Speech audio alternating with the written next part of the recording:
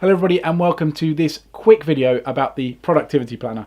I posted a picture of it on Instagram yesterday and offered to make a video if anyone was interested in finding out about how it worked. A few of you replied and said you did, so this is that video. The productivity planner is a reasonably thick book of pages that help you to break down your big goals into smaller tasks and then to get into a habit of building up momentum of and to check those off and do it every single day. The key concepts are weekly planning, so defining a few fairly specific goals at the beginning of every week, then doing the same thing on a daily basis, and then reviewing your performance both weekly and daily and giving yourself a score out of 10. Now that sounds, fairly drastic, giving yourself a score every day. However, it also encourages you to be not too hard on yourself about what you can achieve. It recognises the fact that we all have different demands that come up through the day.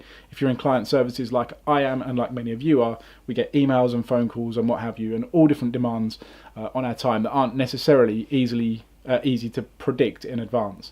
So one of the key concepts of the productivity planner is to identify at the beginning of every day. You choose your things you'd like to achieve, but you identify one as the most important task, and it reminds us to be happy if we just get that most important task done. So there's the goal setting aspect, and then there's the reviewing aspect, and then finally there's a time tracking aspect, and that just helps us to remember to carve out dedicated time to move forward on things that are important but not necessarily urgent. And the way it does it is using the Pomodoro technique. The broad idea of it is that you set 25-minute intervals where you block out all distractions and what have you. You work very hard for 25 minutes and then you have a 5-minute break where you can catch up on your emails or go for a walk or have a drink or what have you. And then you do another 25 minutes. You do 4 lots of 25 minutes and 5 minutes off, and then you have a 25-minute to half an hour break. Now, I know that that's not necessarily practical in an office environment, but if you get the opportunity, it's a good framework, and you can sort of mix and match I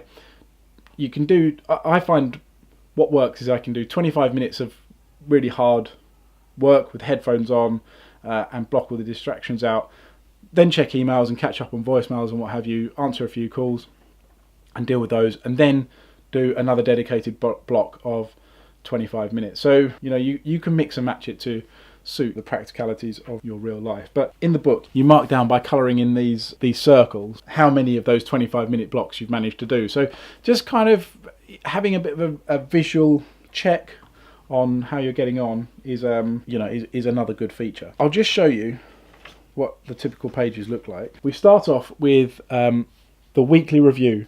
So you write down the date, all the things that went well in the week before, you write down what you didn't manage to complete, and then you write down what you've learnt and what actions you'll take next week to ensure that the week following is even better than the one that's just gone. That's not something I've been particularly good at, really. Historically, is actually, making that critical analysis of your own work. So that's been useful.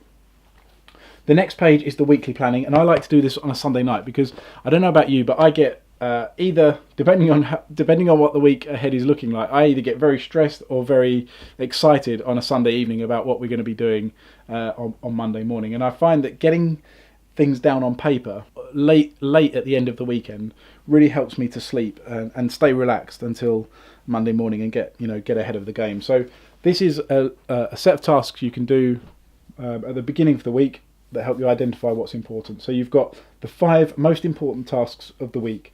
If these were the only tasks you completed during the week, you'd be satisfied, and you list 5 out. Then you've got the secondary tasks, that you can do those after you've done the first ones, and then anything else that comes up, you write in there. And then finally, at the bottom, is a line where it says, what one action will you take to make this week more productive? And that just gets you, thinking about how you prioritise your goals and move forward on the big things you want to achieve in your life.